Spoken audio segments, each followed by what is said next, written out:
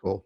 Hey, well, let's get started here. Hey, welcome everybody. If you're joining us on Zoom, welcome. Facebook Live, welcome. If you are watching the recording at some point down the road, welcome as well. But slightly less so.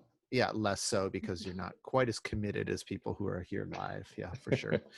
Hey, so super excited to jump onto this conversation. In fact, Ben and I were talking a few weeks ago as we were kind of putting out the schedule for the Friday conversations. And I don't remember who came up with the idea of like, man, it would be really fun to grab some college students, young adults, and kind of get their perspective on everything that's happening right now as you begin to think about ministry to college students and young adults as being a college student or young adult. And so we had a couple of them that were connected to, both Daniel and Sam. So we invited them to jump on the call with us, and they have a special relationship with Elementum. Both of them are connected to us in different ways. And so we'll let them share that here in a minute. So why don't you guys introduce? Daniel, why don't you go first? Why don't you introduce yourself? Let us know where you're at, a little bit about ministry, what you're doing right now, anything you want to share to everybody. Cool. Yeah, I'm Daniel Frank. I live in Placerville, California. So it's kind of a small little town in between Sacramento and Lake Tahoe. And I lead at Cold Springs Church here in town. I lead the middle school group for our youth group. And then I also lead our Young Life, our college group. So yeah, do some of that. Yeah. So Daniel's actually, we've been connected with Daniel for a couple years now, just their ministry, being able to work alongside of them, our team, our staff, doing some, whether it's coaching or doing some intensives and different things like that. So it's been really fun to get to know Daniel, and just his heart for leadership and for ministry has been a fun thing. So Sam, why don't you introduce yourself? I am Sam Watkins. I'm from St. Paul, Minnesota. I am currently a nursing student at the University of Madison, Wisconsin. One more year to finish up there. I'm connected with Elementum. I run all the social media for the ministry. I met Andy through Trout Lake camps as I was a camp counselor, leading you guys were just pastors there, and I had a few of your daughters, I think, in my cabin. Yeah, I think Abby was in your cabin. Yeah. Yeah. So yeah, that's how we're connected. Cool. Yeah. And so if you ever want to know who's the person behind our social media, yeah, that's Sam. She does an incredible job with that. So cool. Excited to jump in. So let's do this question. We'll just kind of, Ben and I will fire some questions at you, maybe some additional kind of thoughts or things that we want to hear. But why don't you talk just right now, either of you can go first, is what's a challenge that you're currently facing right now as being a young adult? I think already as a young adult, you have so much uncertainty, and there's so much excitement in that. But there's also a lot of anxiety and fear. Your 20s, young 20s, whatever, can yield a lot of different future circumstances depending on the situations and choices you make in them. So already there's a lot of kind of excitement around that, but also some fear and hesitation. And then I think piling COVID on top of all of that, a lot of young adults are struggling right now with just uncertainty, anxiety, more anxiety about that. So for me, that's a challenge for sure. I'm just kind of wondering where I will be in a year from now. And I get excited about it, but then I also get very nervous about it as well. I mean, we were just talking about it before going live, how you're trying to figure out what the plan is for work, for, the hope of getting work in the medical field this summer. Probably not going to happen. Yeah, it's a challenging season. Yeah, for sure. How about you, Daniel? I think for young adults, there's kind of two sides of how people are feeling. And you're kind of stuck in trying to feel both of them, actually. There's a one side that's kind of like the spring breakers that some people have seen, right? That are, we're young. It doesn't affect us, so who cares? And then there's the side that is realizing like, okay, even if I don't get it or am not as affected by it, the people around me are. And part of you does want to feel that, hey, I'm young. Let's just go hang out. Now we have more time. I don't have to work as much. I don't have to do school as much. And so you're kind of stuck in between both of those. But it's interesting to have that combination between peers of we're young, it doesn't matter, and then like, no, my grandma and my parents or my brother with this condition, like it does matter. And then it's just confusing on how to feel. And then being a college student, how to feel about certain things is already kind of confusing. So yeah. Do you see that, Sam, just kind of that polarity between two different responses of how to navigate what's happening right now? Yeah, absolutely. Especially when I was at the university, I think we were really strict and tried to like maintain a lot of communication. But then you're like, you look over and you're like, well, they're not doing that, and it's a lot of comparing and a lot of judgment, and it was a lot more difficult than I anticipated it would have been, for sure. Yeah, I mean, I'd love to hear more about that. For you guys personally, how has COVID impacted your personal lives, whether it be school or work or stuff along those lines? So for me, I'm in a very unique situation. I'm been super blessed, and I'm trying to take advantage of everything that God is providing me with. But right now, I'm pretty much just work. I work at a Regal Cinemas here in town, and then I work for my church. And so obviously the Regal Cinema shut down. So I'm just, not working, but yet still taking advantage of unemployment and the opportunities there. So I'm at a rare position, I think, than a lot of people in the world, where I'm going to walk out of this better off than where I was prior, especially financially.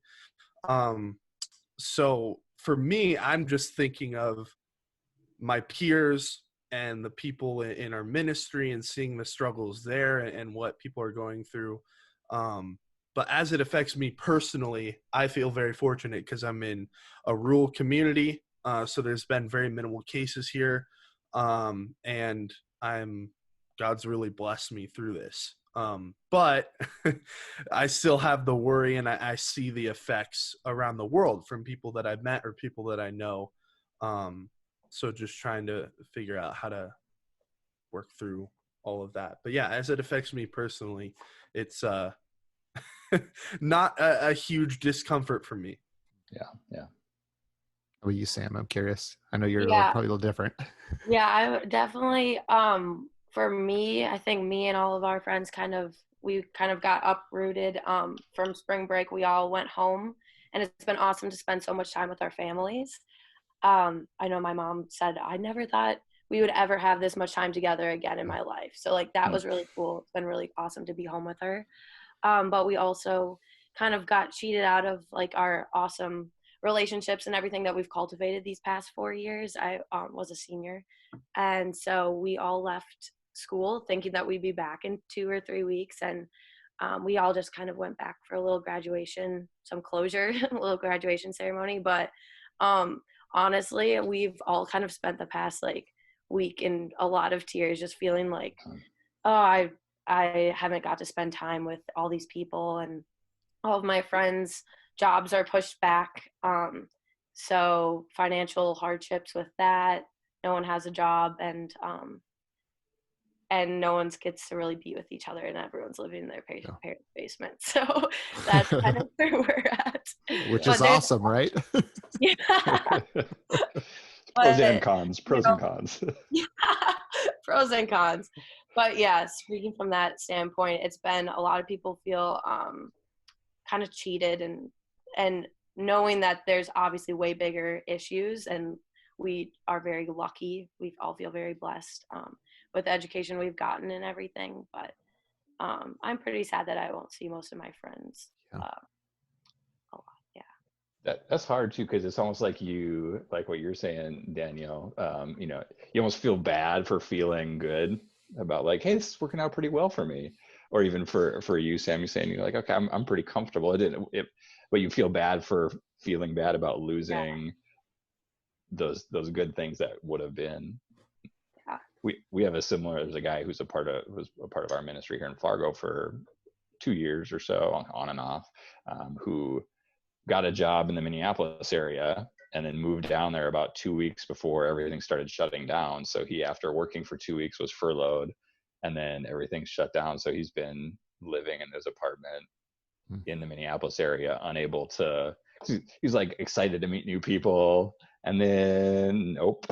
So thankfully via Zoom, he's been joining us for our normal community gathering stuff. Cool. But I know he's talked about some of that similar stuff, being like some of the frustration and kind of pain, and like I can't do anything to solve or improve my situation, really, like in the way of at least meeting new people. Yeah.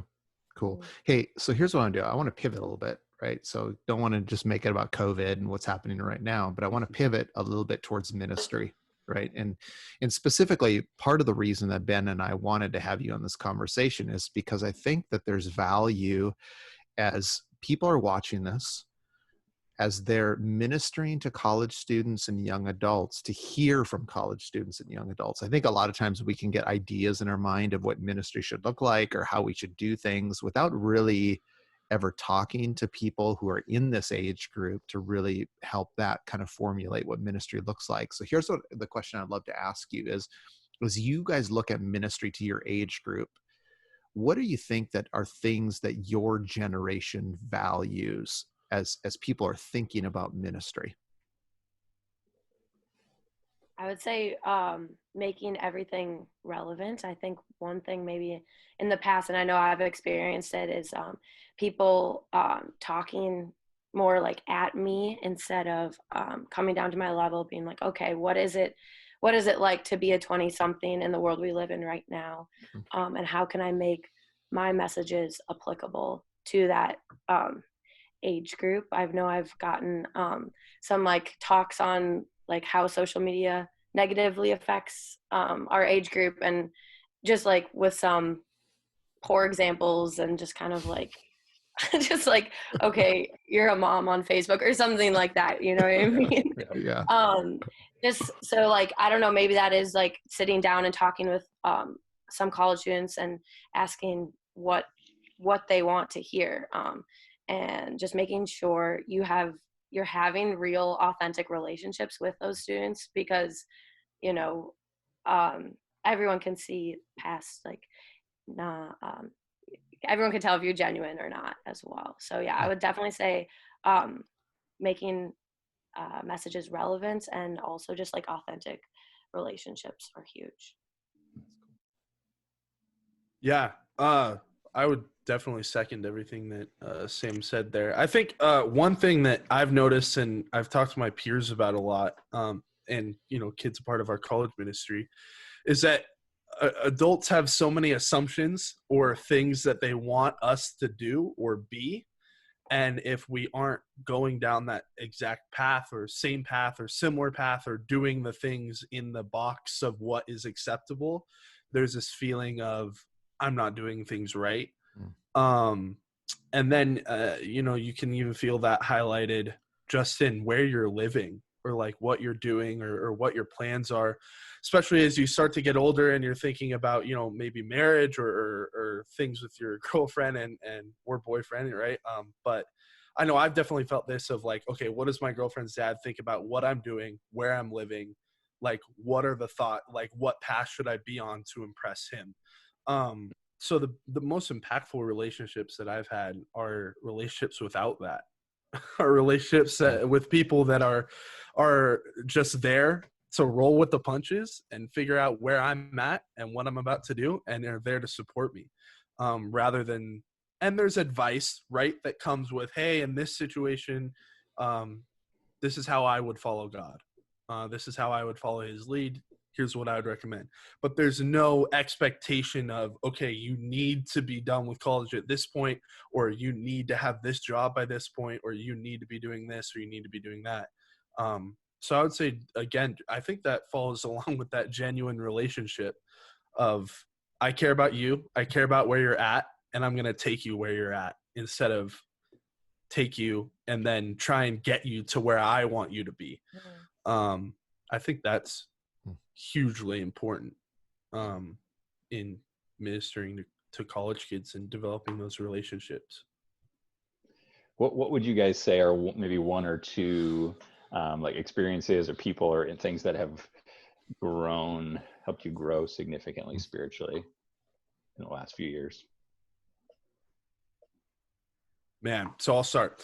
I have this crazy awesome guy that you guys know about in Elementum, Nick Campagna. He's been just a huge influence in my life. He took me, when I lived with him for a little bit, my senior year of high school. And through that, he's just been an example for me in his marriage, in how he deals in ministry. And with me going down kind of a ministry path that I feel like that's my calling and that's where I'm headed for my career, he's been a huge example and influence. And he's just one of those guys that really taught me and showed me that ministry is not just a job. Like it's your life. You're doing life with people, and that's what you're committing to. And so he was a huge influence in everything that I talked about before, taking me where I am and guiding me through where I am, not projecting where he wants me to go or where he hopes I'll be, but just doing life with me and rolling with the punches with me. I would say I have been a cabin leader at Trout Lake camps, camp up north Minnesota. And that summer that I did that was just super awesome. I felt accepted, and just everyone was accepted, no judgment. And everyone, that was the first time I think I felt that you can just take a big group of people, bring them all together, and use all of everyone's strengths, pick and choose, like, okay, that person's awesome at that. And that's the first time I really, my eyes opened up to what community is, how we can lean on each other in times of need. And I felt like the leadership in that maybe wasn't always how it normally is. Like I was being led by people younger than me or people way older than me. And it was just, there's no right or wrong way to lead, but just having a leadership where I can go and say, okay, I'm really struggling with this right now. And them to be like, okay, that's fine. No problem. Let's pray about it, was just huge for me. And I will always take that into any job and any situation I am in the future. It's awesome. It's awesome. Here's a great question, because I want to kind of preface the question is, one of the times when we talk to college pastors or even senior pastors or church leaders, one of the things that we talk about is the value that your guys' generation brings to the rest of the life of the body, right? The value of having 20-somethings engaged, not just in a college ministry off to the side or young adult ministry off to the side, but the value that you guys can add to the church as a whole collectively. What would you say are things that your generation can positively contribute to the life of the church that I think is important?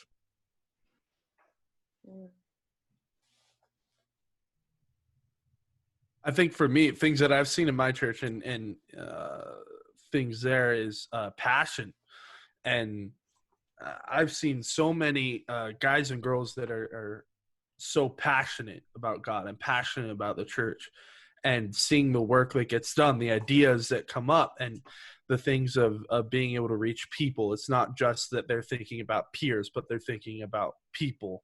And the passion there and the impact that brings, that's just immediately what I thought of as being a huge thing, is that especially when a lot of young adults or 20-somethings are together and they're all collectively passionate, maybe not about the same idea, but about the same end goal. I think that is so powerful and such an inspiration, even from the outside looking in, and can be so inclusive, especially if everyone's kind of towards the same end goal. And then they all have different ideas, bringing that together. I think young adults are really, really good at that. That's good. Let me ask, before you jump in, Sam, let me ask kind of a follow-up question to that, Daniel, because you're kind of in the inner ring of leadership at your church, right? You're brought into staff Yeah. meetings and conversations. How Mhm. about even on a staff level? What are things that you contribute to kind of the rest of the team that's leading the leadership that may be missing if you weren't there? Yeah. Other That's a good question. than your good looks. Yeah, that was the first thing that I thought of. That and humor were the first things that I was thinking of. Man, I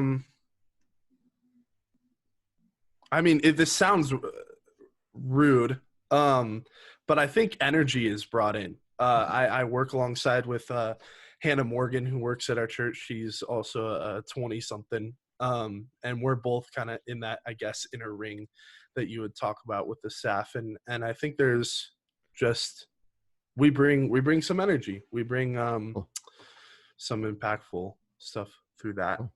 Yeah, and I'll just kind of echo that before you answer, Sam. Is just like I've seen that because I'm connected to a lot of your leaders at church as well through friendship and history, and you do bring something unique, I think, to the staff dynamic that's really important. So here's my encouragement, is if you're a pastor or a leader of a church, the value that pulling young adults into leadership, I think, is a huge benefit for their perspective, their energy, their creativity, the spontaneity, like all those things that young people can offer, I think is important for church leadership to be as well. So how about you, Sam, as you think about what your age group can offer to the life of church, what do you think were some things that come to mind for you?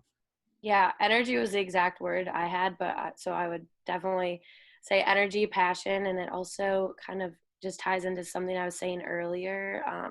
We are in such an exciting part of our lives, and the future is, there's so many options, basically, is what we could do, go a lot of different directions. And so I think that aspect of the 20 somethings and energy that we bring also is contagious to all other age groups, and kind of reminds other age groups that, like, all right, there are many options we could do here. There are a few possibilities.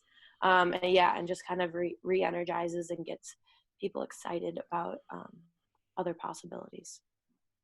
You guys kind of alluded to this, but I think one thing that I've seen both in our ministry locally and then over the years with various churches, I think along with that energy, there's also like a there's like a positive recklessness that most young adults have, because you get, especially in a more established church or ministry, is kind of like, here's how we do it. And of course we're going to do it the way we've always done it. But bring someone who's 22 years old in, and they're probably going to be like, why are we doing that? Or like, why would we not try this over here? And everyone else might be a little bit like, oh, that's not how we've done it.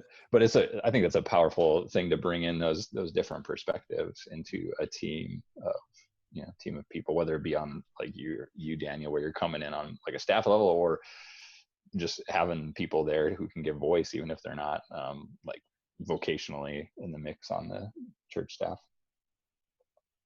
Oh, that's good. So here's maybe, I don't know, we'll wrap it up probably in this question. We're at 25 minutes. I want to kind of take these last couple questions together. If as you begin to look at the future of people that are your age group and even below, if you're going to give some advice to college pastors or young adult pastors, what would be some things, and maybe things that you already touched on, you can reiterate as well, but what would be some advice that you give as you look into the future of your peers and those who are younger than you? What advice would you give them for ministry?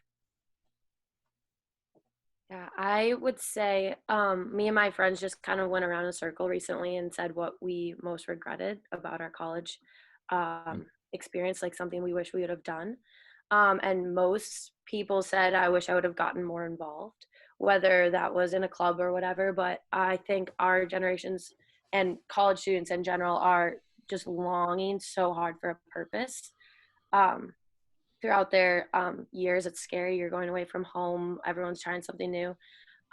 So I would say, as advice for ministry, just, it might feel a little invasive or it might feel a little pushy, but give that extra push and give that encouragement to these students, because they might not even know it, but they are longing for something more. They're longing to be invited into a different community.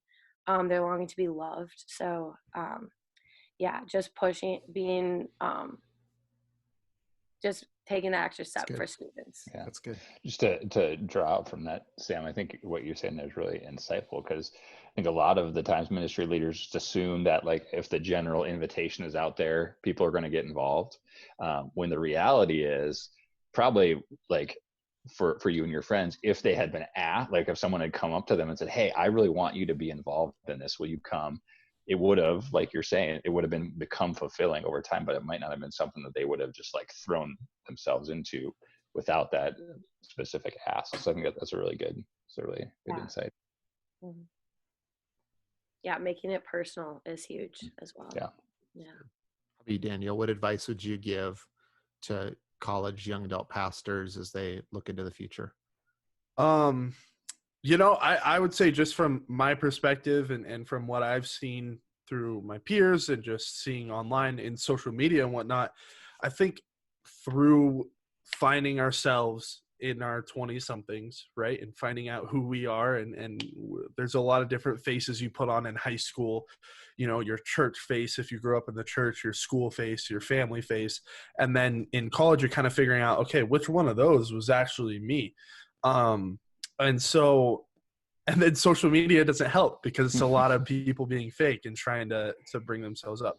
So my advice would be, like, push into people, figure out where their hearts are, right? There's so many people around them saying, you should be doing this, you should be this by this age, you should do this by this age, right? And so just figure out who they are and what they want. And if you're really diving into that, even if they don't know it yet, but you're really seeking that out, you're seeking out who a college kid is and what they want and what their aspirations are, I think that's going to be so impactful, just in the fact of someone their age or older than them seeking them, and not seeking their Instagram profile or whatever, but seeking them and who they are and what they want to be. That's good. Any last words, Ben, before we sign off, you want to throw out there? No, I think you guys said all the stuff. It's good. Yeah, we really appreciate you guys coming on, and I just hope, if you're listening in on this today, man, I would encourage you just to kind of listen to some of this stuff, maybe do some interviewing on your own, like to pull from some other college students or young adults to get them into the inside of asking some of these key questions that should help shape and form your ministry. And so we appreciate you guys coming on today and jumping on this call with us. If you're on Facebook or recording, thanks for jumping on as well. Ben and I are trying to do this every week, 1:30 Central. You can go and either be in our Facebook group. You can go to elementumresources.com/Friday-conversations, and that will get you to the link that you need for these Friday conversations as well. So appreciate you guys coming on today. Thanks for being a part of this conversation. Thank you so much. Okay. We'll see you guys later. Bye, y'all. Bye.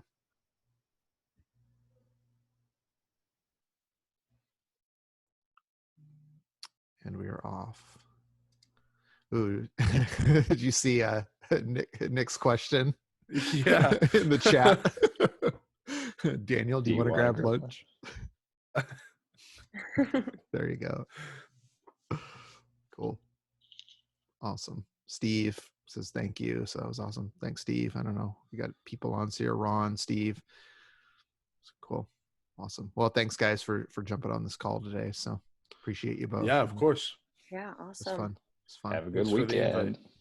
Okay. We'll talk to you guys later. All right. See ya. Later. Bye.